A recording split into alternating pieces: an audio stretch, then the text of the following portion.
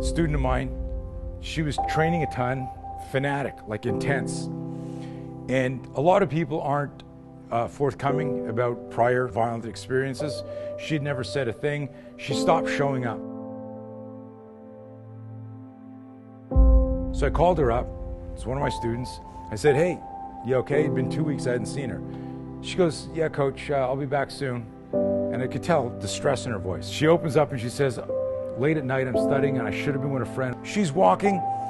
She senses she's being followed. She remembers, she's telling me, I heard your voice in my head. I couldn't believe I had to do it. My heart was pounding. I was so nervous. I turn around and I'm about 25 feet away and I went, hey, are you following me? I said it really loud and assertively.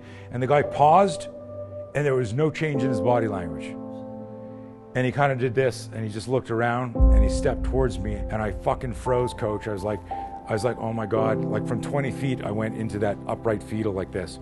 And he walked up to me and he grabbed my elbow and he said, if you cooperate with me, I won't hurt you. And he started to lead me towards the opening between two buildings. And she says to me at that point, I knew he was going to rape me and I wasn't going to let that happen again.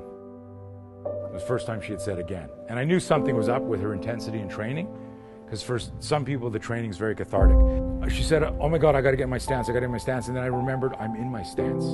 Because our stance, the Trojan horse metaphor, is I'm just going to adopt the stance that I'm in. And then the person's going to think, oh, this is congruent with the attack. She said, I got so calm when I realized it was in my stance. I realized what you had told me was true. So he starts to lead me and I stop and I walk and he turns to look at me like, what are you doing? And I just started fucking gouging his eyes and clawing his eyes and smashing him in the face. And I said, what happened? He flinched and covered away. And I came right at him, screaming and clawing like fucking just blender. We called it, he's the banana, you're the blender. And he just pressed puree. And what he did, and listen carefully to this, she goes, and I'm gouging and smashing him in the face, and he kicked me and ran away. I said, so let me get this straight. The attempted rapist kicked you in self-defense to get away from you because you were beating the shit out of him. And I heard her laugh like some of you did, and that broke that potential deeper PTSD cycle, right? She just realized for the first time, I kicked a fucking predator's ass. I got bruised rib and I'm fucking alive and I didn't get attacked. What she did is she managed her fear.